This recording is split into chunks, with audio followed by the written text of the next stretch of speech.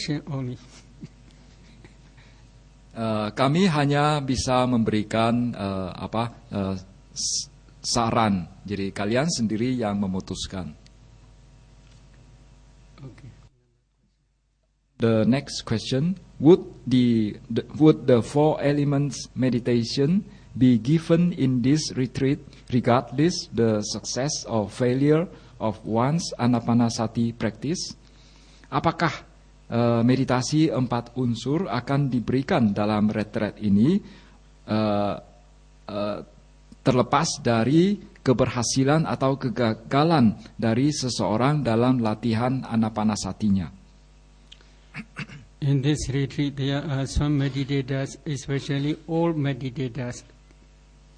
They are successful in anapanasati as well as other samatha meditation subjects.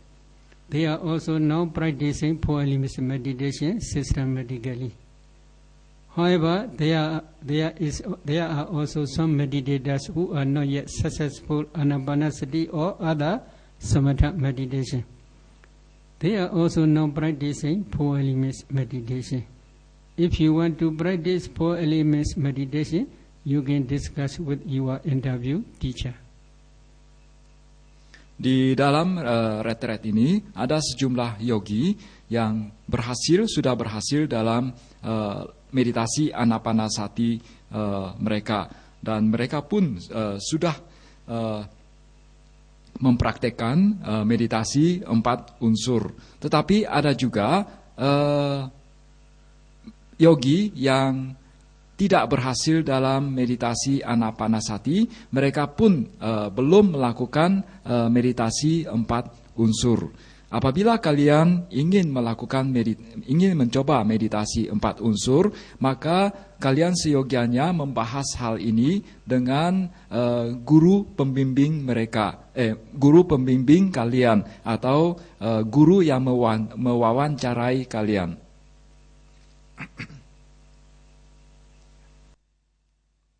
The next question: based on your experience, how long would it take to get Patibhaga Nimitta after a yogi achieved Uggaha Nimitta? Would it be 3 weeks, 1 month, or more? Berdasarkan pengalaman Anda, perlu berapa lama untuk mendapatkan Patibhaga Nimitta setelah seseorang mendapatkan Uggaha Nimitta? Apakah itu 3 minggu, 1 bulan, atau lebih? If they have no homesick disease, very easy.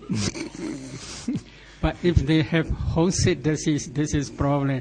I cannot say exactly how long it will take. Mereka akan berhasil kalau mereka tidak mempunyai homesick atau tidak rindu rumah. Jadi tidak bisa dipastikan berapa lama diperlukan. If they can prohibit wandering mind and chattering mind, some meditators they can attain Patibhaga Nimitta within 1 sitting or 2 or 3 sittings. Apabila seorang yogi mampu mencegah pikiran yang melamun atau pikiran yang berkelana atau ngomong-ngomong di dalam berbicara sendiri di dalam batin, maka dalam 1-2 meditasi duduk mereka mampu untuk mencapai Patibhaga Nimitta, dari Uggaha Nimitta mencapai Patibhaga Nimitta. In this case, continuous practice is necessary. While walking, while standing, while sitting, while lying down, in every bodily posture, they should try to focus on their nimitta. Dalam hal ini, latihan yang berkesinambungan sangat penting. Apakah pada saat sedang jalan, saat sedang duduk, pada saat sedang berbaring, pada saat sedang berdiri, mereka perlu senantiasa menjaga nimitta yang telah mereka dapatkan. if they can prohibit Wandarimai as well as Chadarimai, and if they practice continuously, then within few days they can attain jhana. Apabila mereka mampu mencegah pikiran yang berkelana atau berbicara dalam batin, dan mereka mampu berlatih secara berkesinambungan, maka dalam beberapa hari mereka akan mampu mencapai jhana.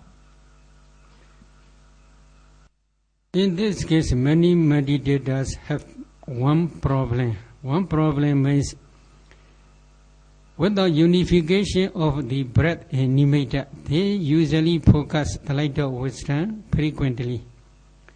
The light of wisdom is maybe a little bit far away from the nostril. There they may see white color or bright color, etc.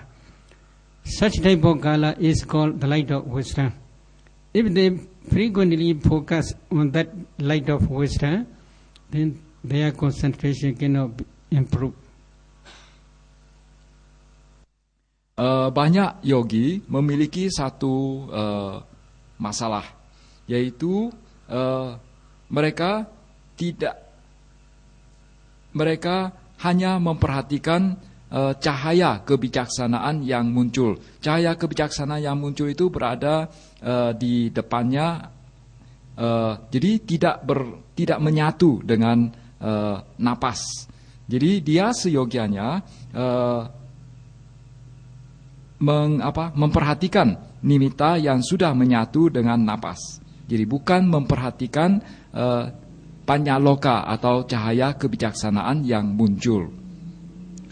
When the breath and nimitta unify together, or breath becomes nimitta, at that time if they focus on the nimitta, and if they practice continuously, as well as they can prohibit Wandarimai as well as Chadarimai, they can attain jhana within few days. Apabila sang yogi mampu untuk memperhatikan nimitta yang sudah menyatu dengan napas, dan dia mampu untuk menghindari atau mencegah munculnya pikiran yang berkelana, maka dia akan bisa mencapai jhana dalam beberapa hari, dalam hitungan beberapa hari. If a person has attained third jhana of the metta bhavana, what is the effect if the metta is sent to the opposite sex? Apabila seseorang sudah mencapai jhana ketiga dari metta bhavana, apa akibatnya apabila metta dikirim kepada orang yang berlawanan jenis kelamin dengan kita? Why do you want to send metta to the opposite sex? Huh? Mengapa Anda mau mengirim metta kepada orang yang berjenis kelamin beda dengan kita? This is problem.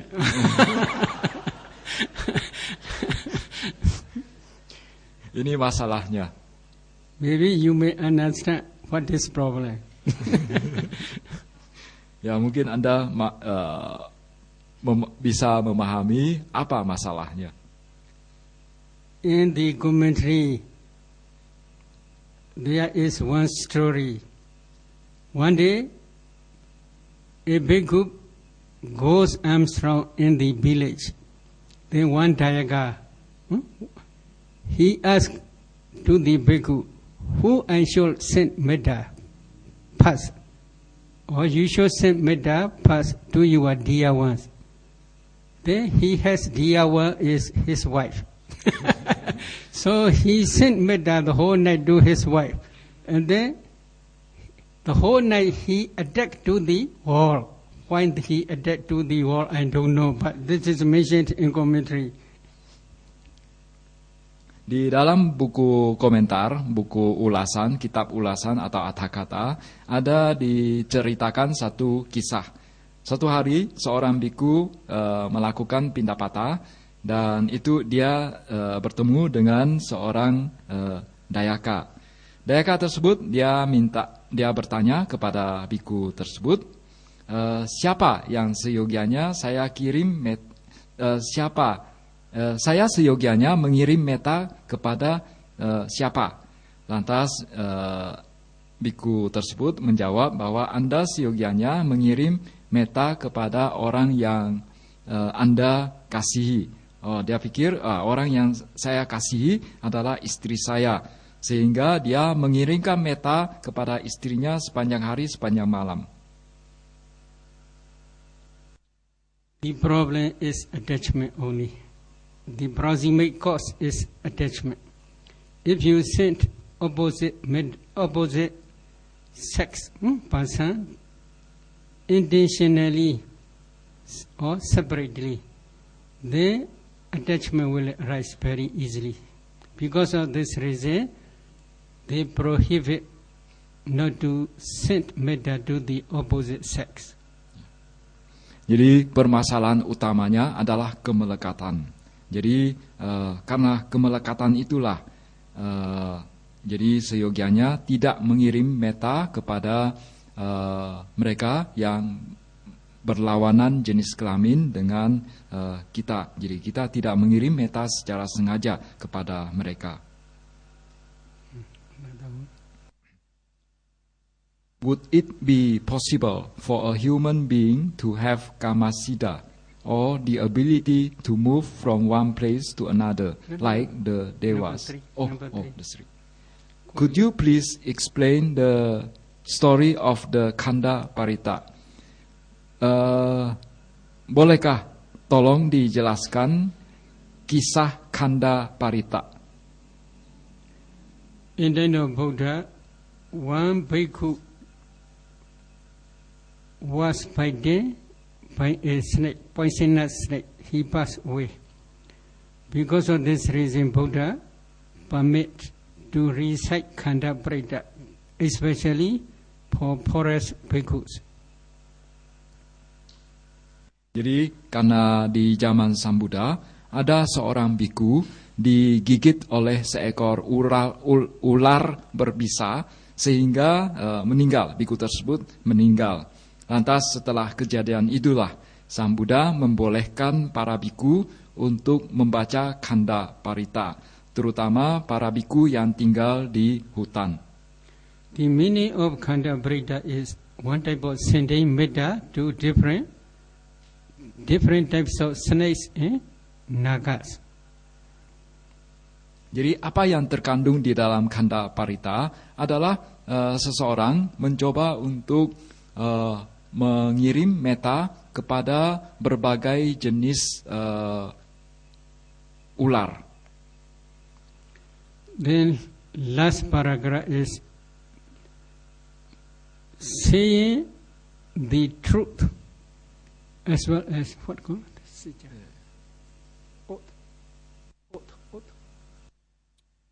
maybe saying the truth because of the maybe paying respect to the seven Buddhas. Okay. Worshipping to the seven Buddhas. Yeah. And because of this merit, may the poisonous snakes do not harm in this way. Jadi di kalimat terakhir dari Khanda Parita adalah penghormatan kepada para Buddha. Dan semoga dengan penghormatan ini para ular-ular yang berbisa itu tidak menyakiti. Why they pay homage to the seven Buddhas, especially? What is the reason? Mengapa mengapa di dalam parita tersebut dikatakan memberi penghormatan kepada 7 Buddha? Apa alasannya? Seven Buddhas are usually beginning from the Vipassana Buddha. One day, our Buddha visit to the Sodawasa plain, pure abode. Why Buddha visit to that plain? 7 Buddha itu biasanya diawali dengan Vipassana Buddha. Suatu hari Buddha kita, dia berkunjung ke alam Sudawasa. In Sudawasa, there are 5 planes. Avihya, Adabha, Sudasa, Sudasi, Aganita. So 5 Brahma planes. In those 5 Brahma planes, there are only Anagami, no Radhana, and Arhat. No Pudujana, no Sodabana, no Sakadagami. Di dalam Sudawasa tersebut atau alam Sudawasa ini terdiri dari 5 alam Brahma. Hanya mereka yang sudah mencapai tingkat kesucian Anagami dan Arahat saja yang mendiami tempat tersebut. Jadi tempat tersebut tidak ada putujana atau orang yang belum mencapai kesucian. Jadi di alam tersebut kita tidak akan menemui Sotapana Sakadagami. Jadi kita hanya akan menemui Anagami dan Arahat. While our bodhisattva, while fulfilling his paramis, he is still putujana. No Anagami, no Arhat. Ketika Buddha kita sudah memenuhi saat masih menjadi seorang bodhisatta, menjelang menjadi seorang Buddha, walaupun dia sudah memenuhi paraminya, tetapi belum menjadi seorang Buddha. Jadi dia masih merupakan seorang putujana atau orang yang belum mencapai kesucian. Because he was still Putujana, he was never be reborn in Sudawasa place. Jadi selama menjadi bodhisatta tersebut, ya, jadi dalam kelahiran lampau dari Buddha Gotama kita, itu dalam kelahiran lampau beliau terlahir sebagai bodhisatta.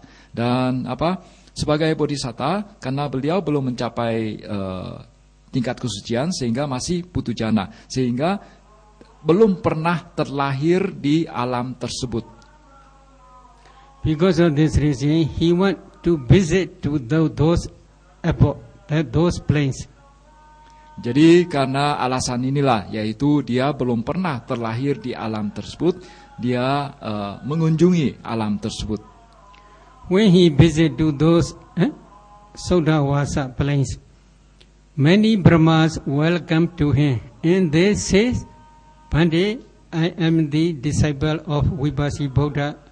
I am the disciple of Konagamana Buddha. I am the disciple of Kagusanda Buddha, etc. In this way, they inform to our Buddha. Pada saat Buddha Gotama mengunjungi alam tersebut, ketika beliau disalami oleh para Brahma, para dewa Brahma yang tinggal di sana, mereka ada yang mengatakan, saya adalah siswa dari Vibhasi Buddha, saya adalah siswa dari Konagamana Buddha, kemudian saya adalah siswa dari Kakusanda Buddha, dan lain sebagainya. So 7 Buddhas, I will calculate. Vibhasi Buddha, Sikhi Buddha, Vasavu Buddha, Kakusanda Buddha, Konagamana Buddha, Kasapa Buddha, our Gorma Buddha. Jadi ketujuh Buddha itu mulai dari Vibhasi Buddha, Sikhi Buddha, Wesabu Buddha, Kakusanda Buddha, Konagamana Buddha, kemudian Kasapa Buddha, dan terakhir adalah Gotama Buddha. So these 7 Buddhas disciples are still in that pure abode. Jadi murid-murid dari ketujuh Buddha ini masih ada di alam Sudawasa tersebut. Because of this reason, they especially pay respect to these 7 Buddhas. Jadi karena alasan inilah kita memberi penghormatan kepada ketujuh Buddha tersebut.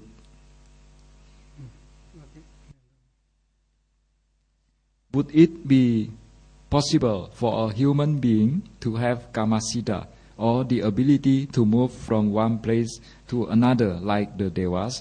Apakah mungkin bagi seorang manusia untuk memiliki kemampuan kamasida atau kemampuan untuk berpindah tempat dari satu bergerak berpindah tempat dari satu tempat ke tempat yang lainnya seperti para dewa. Maybe this is one type of kama jadi, Pali kama jadi, kamaja edi. Mungkin kamasida ini di dalam bahasa Pali disebut kamajedi atau kamaja idi. Kamaja edi means the power to fly in the sky because of kama. Kamaja, you can test by yourself. It is better. Kamajedi artinya adalah kesaktian yang timbul karena akibat kama lampau. Jadi Anda bisa mengajar diri kalian sendiri. Very difficult. No, it is. But if Sangat you practice psych power, maybe possible, but it is also not easy. Jadi tidak mudah. Tapi apabila kalian memiliki kesaktian atau abinya, maka ini bisa dilakukan. Tetapi bagaimanapun juga ini tetap suatu hal yang cukup sulit. To be able to see the Dewa realms or hell beings realms is the yogi required to get the jhana state first. Untuk bisa melihat alam dewa atau alam neraka, mereka yang menghuni neraka, apakah seorang yogi perlu mencapai tingkat jhana duluan? Maybe there are possibility 3 reasons. Number 1 is parami. Because of their previous parami, although they have no jhana, some persons they can see some petas, some devas, not all. Ada 3 alasan. Pertama, karena parami seseorang, walaupun dia tidak memiliki jhana, belum mampu mencapai jhana, tetapi dia bisa melihat sejumlah peta atau sejumlah dewa, tetapi tidak semuanya. One of my friends told me one story in Burma. That meditator, he specialized only Buddha Gnostic, recollection of Buddha's quality. But his concentration, because of previous parami, may be very strong. Because of this concentration, the light of wisdom also appear. With the assistance of the light of wisdom, he can see many Vedas, as well as many devas. Ada seorang sahabat saya di Myanmar, dia menceritakan sebuah kisah kepada saya. Jadi ada seseorang, dia berlatih Buddha Nusati, dan ditambah lagi karena parami lampaunya, sehingga dia mampu menghasilkan cahaya kebijaksanaan. Dengan menggunakan atau melalui cahaya kebijaksanaan ini, dia mampu melihat banyak peta maupun dewa. When they are practicing, number 3 is metta. When they are practicing metta or karuna or mudita or ubeka, for sublime by days, at that time also, if they already attain jhana, because of the power of jhana, they can see different types of Vedas, different types of hell beings, different types of devas and paramas. Yang ketiga adalah apabila seseorang mampu mempraktikkan 4 Brahma Wihara, yaitu metta, karuna, mudita, dan upekha, maka dia akan mencapai jhana. Melalui pencapaian jhana ini, maka dia akan mampu melihat para makhluk yang berada di alam peta, alam dewa dan sebagainya. The second one, yeah, the second. Yes,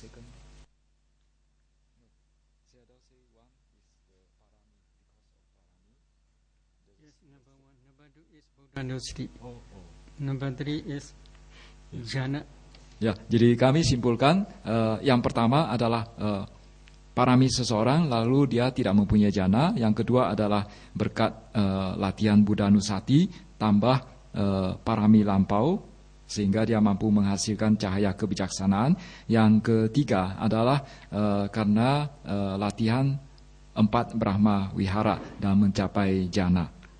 Medha jhana also can produce light. This light also called the light of wisdom. All jhanas also can produce light. That light also is called the light of wisdom. But Medha jhana, or as well as Vaikasina or Laikasina, both jhana is very high and powerful. Melalui latihan dengan metta bhavana itu seseorang akan mampu juga menghasilkan cahaya kebijaksanaan. Kemudian cahaya kebijaksanaan yang apabila seseorang berlatih metta bhavana dan mencapai jana ketiga, kemudian atau bisa juga apabila seseorang berlatih kasina putih, maka dia akan mampu menghasilkan cahaya kebijaksanaan yang sangat kuat. So with the assistance of that light of wisdom, if they send metta to different beings, they can also see partially, not all. Partially.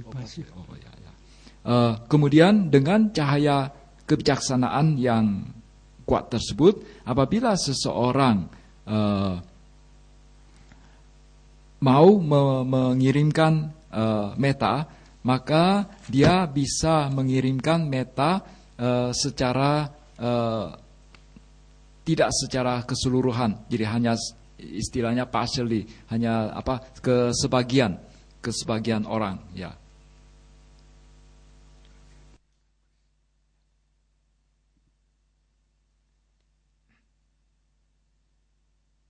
Is it true that there is a relation between meditation object suitable for a yogi and his or her past life experience? If it is only the Buddha had the ability to know the suitable meditation object for a person, then would it be possible for us to have this ability? Do we need to attain jhana first to gain this ability?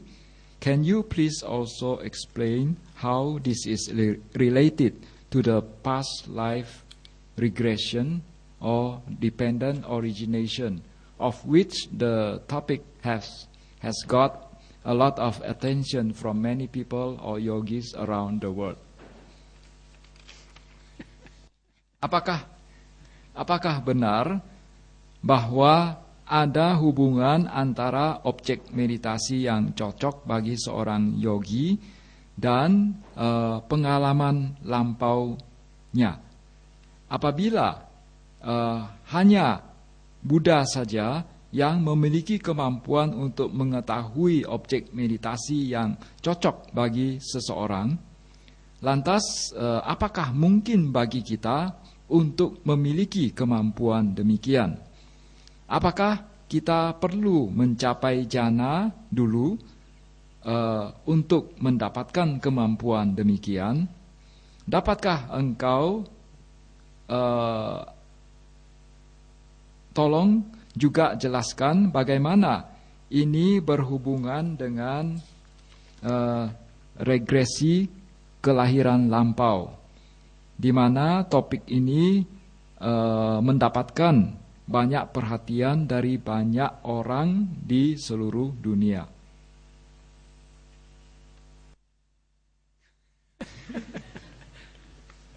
Please try to be Buddha past. If you become Buddha, you will have such ability. This is we call Awenika Guna. Awenika Guna is only belong to Buddha only, this guna, this quality.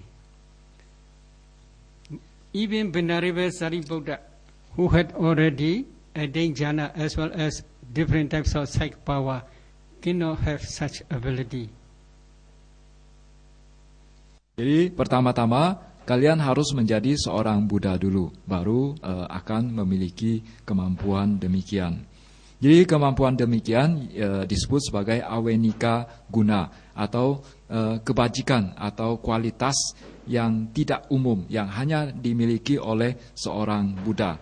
Jadi bahkan Yang Mulia Sariputta, siswa utama dari Buddha Gotama, itu beliau pun tidak memiliki kemampuan demikian.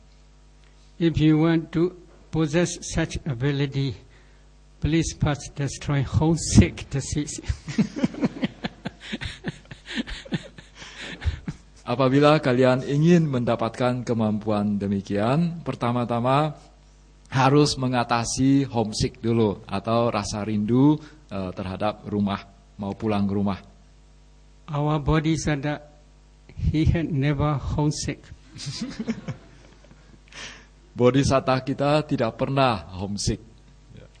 So one day, Venerable Sariputta teach one disciple.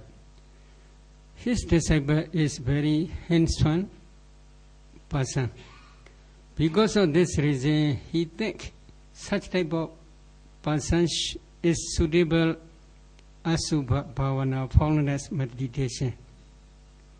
So he teach Asubha meditation. Ada satu kisah, suatu saat, suatu ketika, Sariputta dia mempunyai seorang siswa, dan siswa tersebut tampangnya ganteng. Oleh karena itu, pada saat mengajarkan meditasi kepada siswa ini, Yang Mulia Sariputta mengajarkan meditasi Asubha kepada siswa tersebut. That young bhikkhu, the disciple of Venerable Sariputta, also practiced diligently, but he cannot attain any achievement, even the light of wisdom, within 3 months. Biku muda itu, yang ganteng itu, dia berlatih dengan tekun, tetapi tidak mendapatkan hasilnya. Bahkan menghasilkan cahaya kebijaksanaan pun tidak bisa. Jadi dia berlatih dengan tekun selama 3 bulan. Abhidhavasa, Venerable Sariputta took his disciple to the Buddha. Then Buddha says, Venerable Sariputta, oh please leave your disciple here. You will see your disciple become arhat in the evening.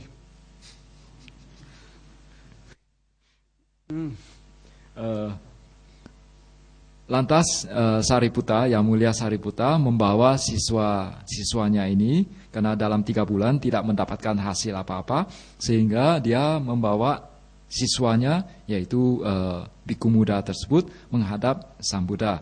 Lantas Buddha mengatakan, Anda tinggalkan saja murid Anda di sini. Nanti senja hari siswa Anda akan menjadi seorang arahat. What is the reason? That young bhikkhu don't want to see reversible objects such as dead body, etc. Alasannya mengapa? Karena siswa tersebut tidak suka melihat benda-benda yang menjijikkan. What is the reason? The reason is he had been goldsmith for 500 past existence. Alasannya mengapa? Alasannya kenapa? Karena dia sudah menjadi dalam kelahiran lampaunya, dia sudah menjadi seorang tukang emas, pandai emas, perajin emas, ya, perajin emas sebanyak 500 kali. Jadi 500 kali beliau terlahir sebagai seorang perajin emas. For 500 past existence, he always see beautiful gold colors. Because of this reason, he don't want to see reversible bodies such as dead body, etc. Jadi selama 500 kelahiran, beliau selalu melihat benda-benda emas yang indah.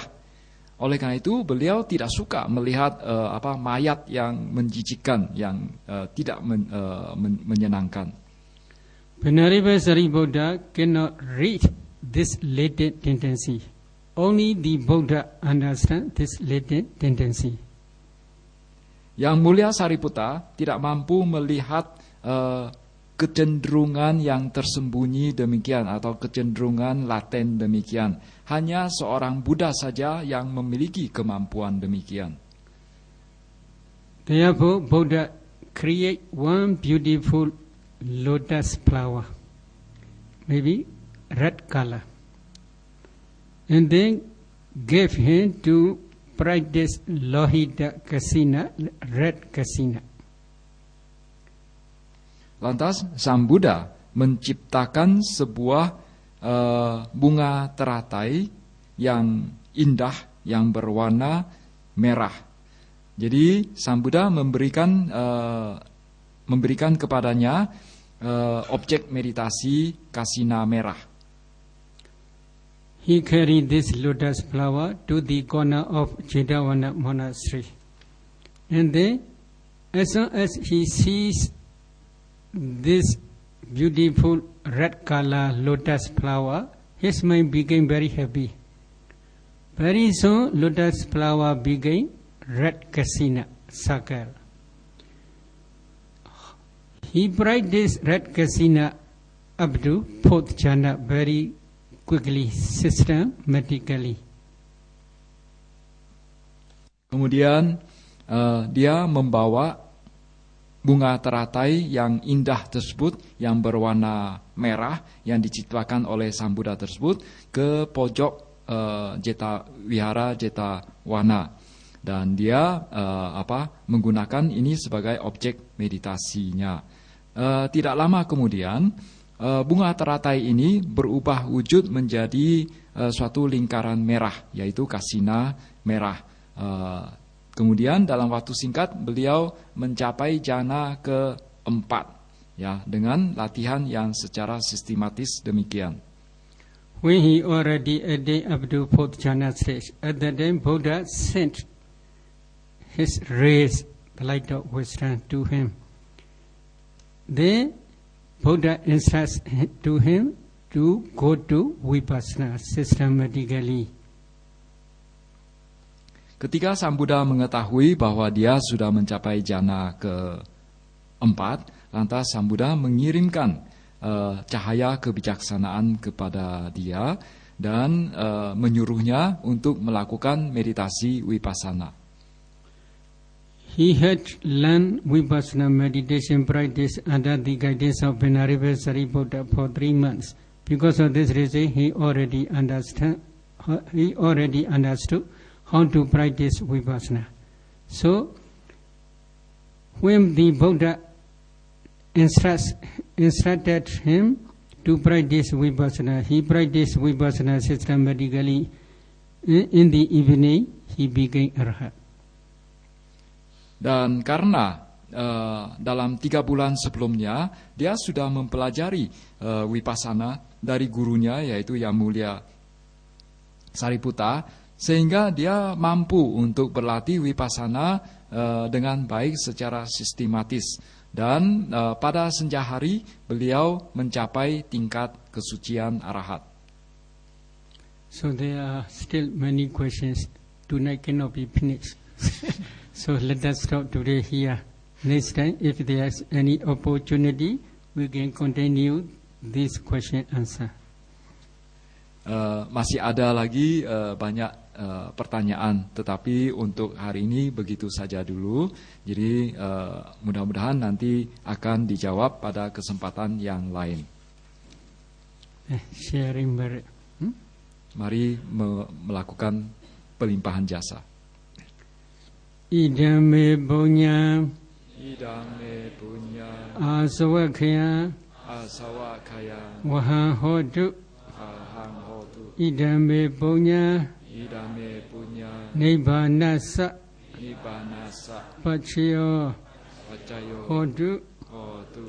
Idame punya Idame punya sabba sadana sabba satana bhajema bajema desabe te sabe mesama me sama punya baga punyang baga labandu labantu sadhu sadhu sadhu.